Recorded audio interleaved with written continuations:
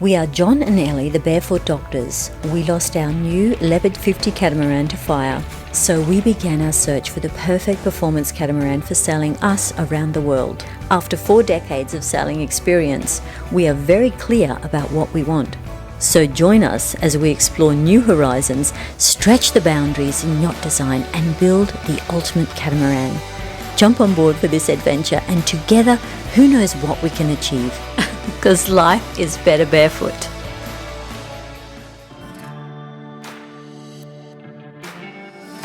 Okay guys, so welcome back to another episode of Barefoot Doctors Sailing. And because we've been getting so many comments and questions about certain aspects of the boat, I just want to run through those before we go on to the further developments in the design process of this Portofino 52. One of the questions is the price. How much does the Portofino 52 cost? And I have said this before, but I'm going to put it right at the front of this episode so everybody knows exactly what it costs and I don't have to say this again. The basic boat price is 1.39 million US dollars plus options. So you can presume you're going to be getting around $100,000 to $200,000 more of options. So 1.5 million is really what you can be expecting to pay once you've put on a variety of options that you're probably going to want. I don't know the exact price of the 47, but it's significantly under $1 million.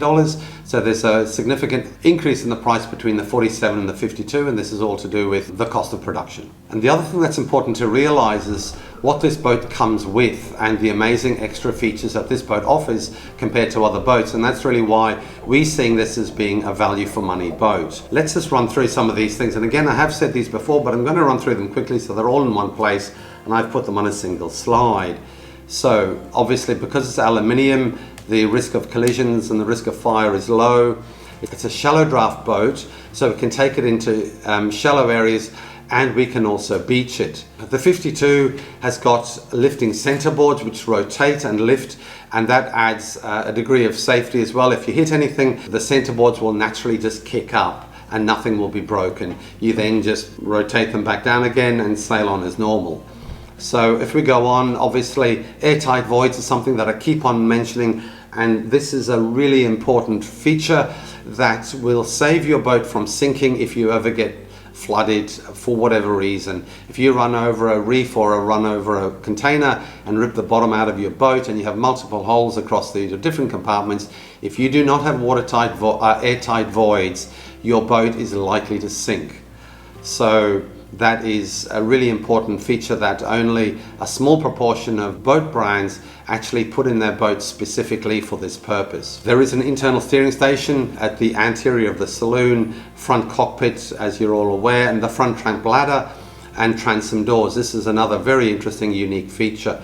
The recessed glass of the Portofino 52 gives you less heat in the cabin as well as better visibility when you're dealing with your navigational equipment on the inside. It has a lifting platform, it has a lifting barbecue in the aft cockpit, which obviously is very nice.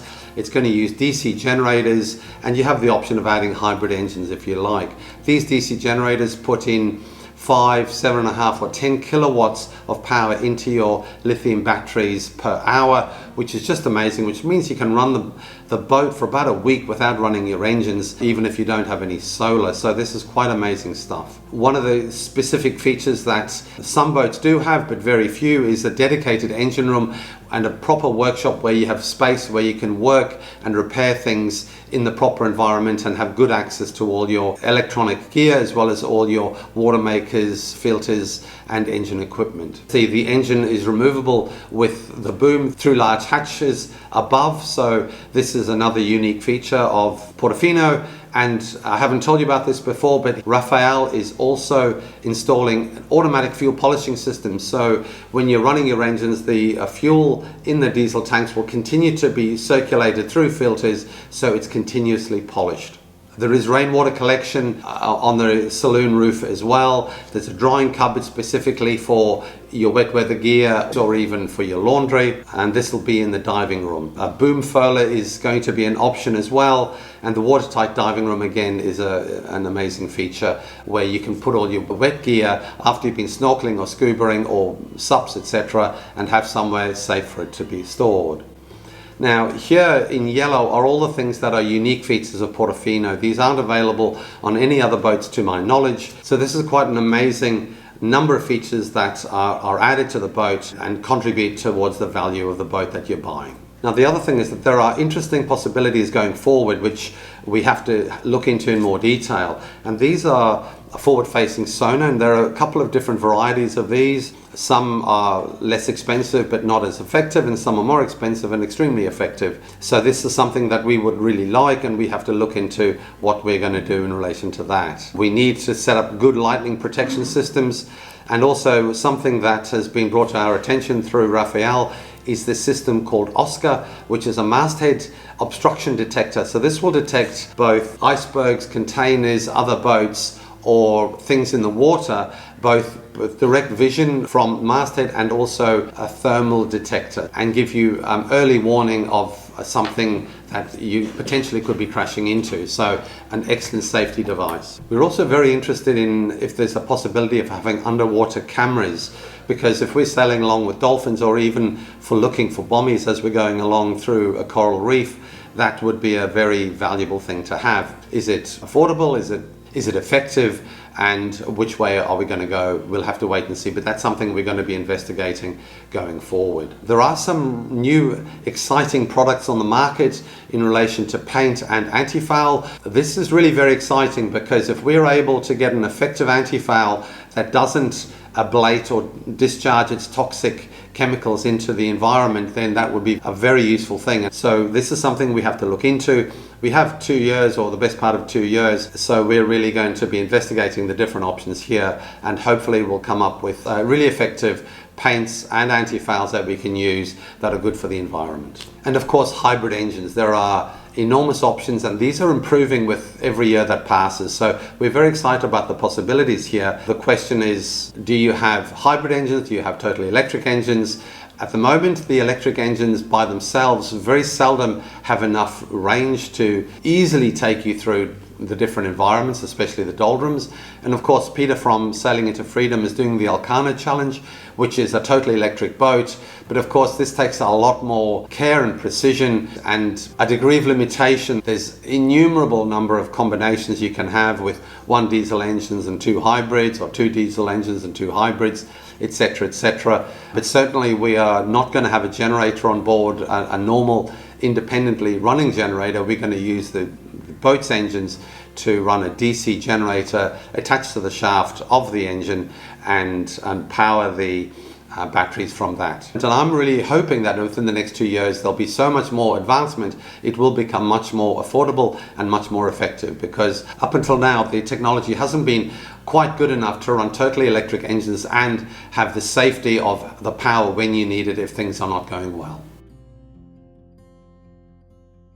Okay, so in the last episode we were talking about the steering position and how we're wanting to have a day bed down below, and to get up to the steering position. The last design was a fairly steep set of steps up to the steering station, and after some consideration it was decided that this is probably not a very good idea. We would be better off to move the day bed backwards by 1/2 meter and have steps going up into the steering station, and have that whole area below the steering station and the winches as a platform where you can stand. The other benefit for this is that there will be added storage area underneath that platform, which is actually quite a big area, so that is an added bonus from having the steps behind the steering platform. You walk up and then you do the steering from up there. The steering station is still under design, so none of this is finalized at all. The winches will be set on the cabin top there, and the instruments will be probably alongside them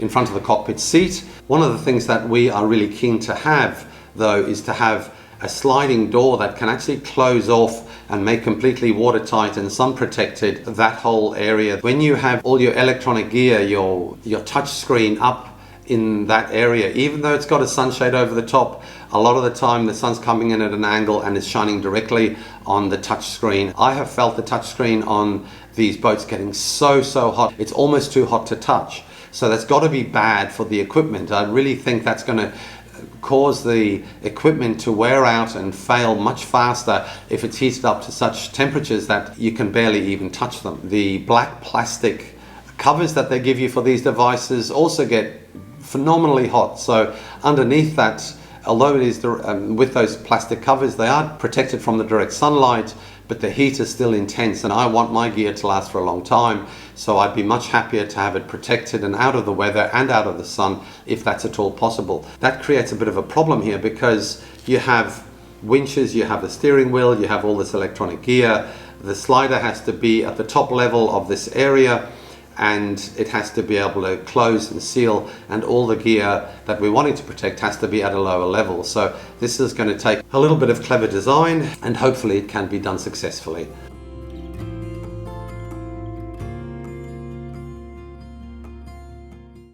So this is the other side of sailing.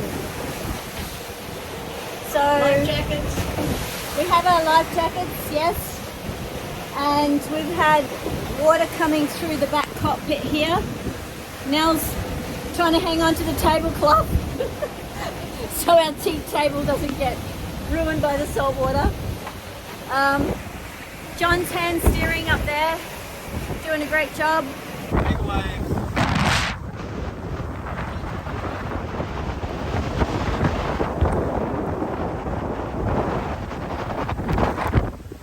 We are also designing in drop downs around the steering position anyway, so when we're standing up in the steering position, or when we're sitting in the steering position, if it's windy and rainy, or if there's a lot of spray flying over the deck, then we can zip the drop downs down and we will be protected from the rain and the wind. That's great, but if you're in a cyclone or something with really severe wind, you actually don't want your drop downs to be exposed to those kind of winds, so you actually remove them or you tie them up, because if you have a cyclone and you're riding out a big storm, that creates more windage for your boat, so you really want them to be away, and then suddenly you've got water coming into your cockpit again. You lose the advantage of having a dry cockpit. This is kind of a combination of the reasons why I'm trying to see if it's possible to have a hatch that pulls across that whole section when we're not using it. Now, the other thing we're designing into this boat, as we are designing it to start with, is to be able to easily have drop downs around the whole of the aft cockpit. The aft cockpit has these two vertical poles, which is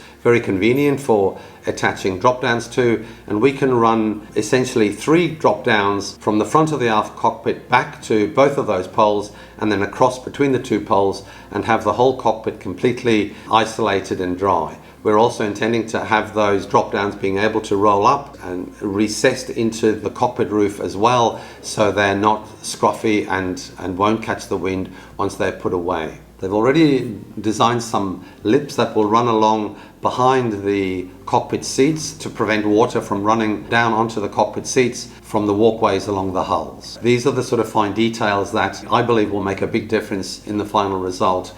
It'll make the fitting of these drop downs much easier, and it'll make the drop downs much more effective. But on all the brands, because the drop downs weren't designed as an integrated feature in the design process, they're usually very complicated, and there's usually areas that still leak. So this is something that hopefully we can overcome by designing it from the beginning and planning the drop downs as we're designing the boat itself.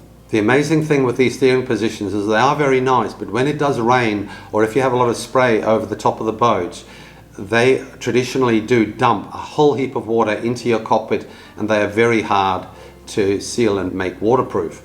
This is the same in all the brands of boats, because we have seen a lot of our friends with different brands all struggling with this fact that water tends to drip down through that steering station into the cockpit below.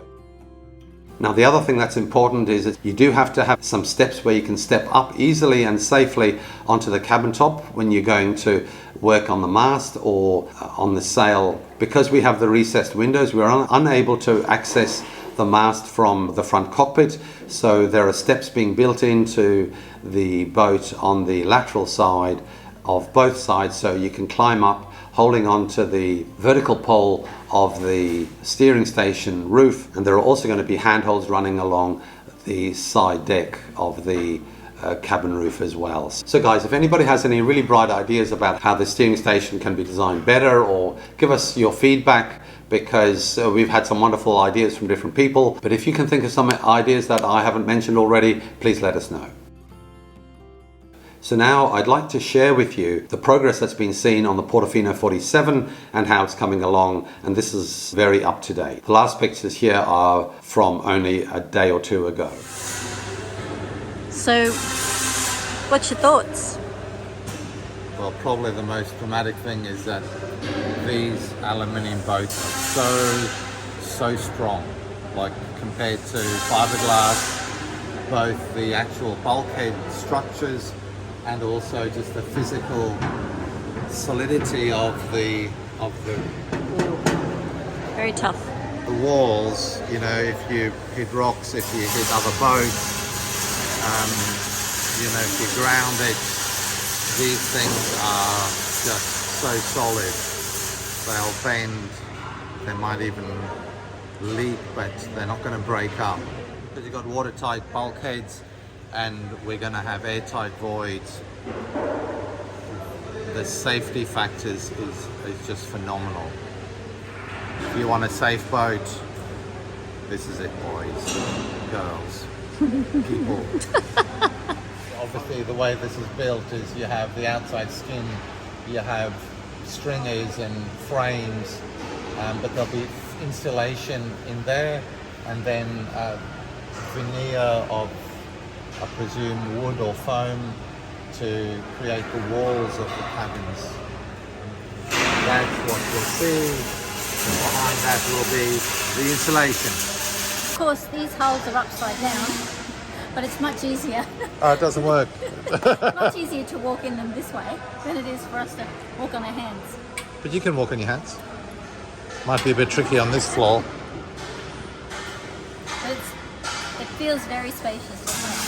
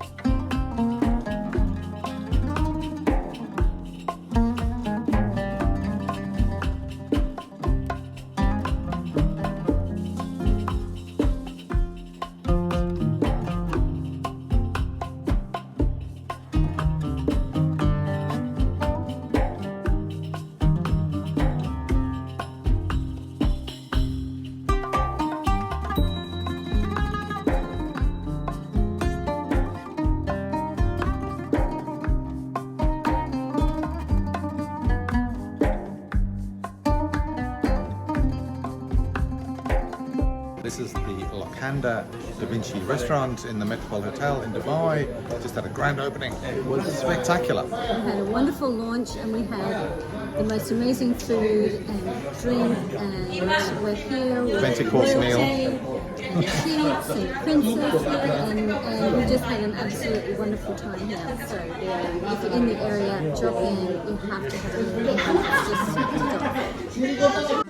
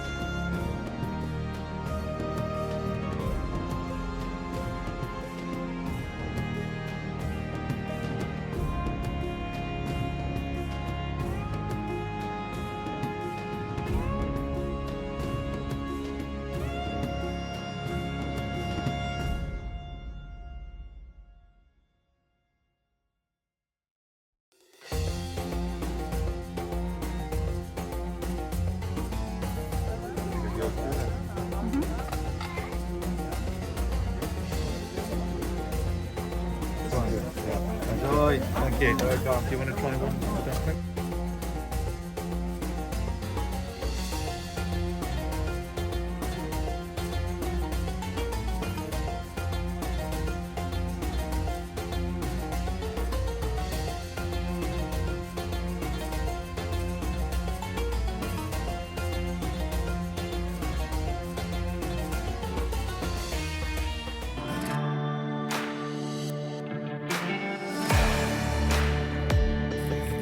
Thanks for watching, guys, and if you like what we do, show us the love and hit the like button. Then hit the subscribe button and hit the notification bell as well, so you don't miss out on your regular fix.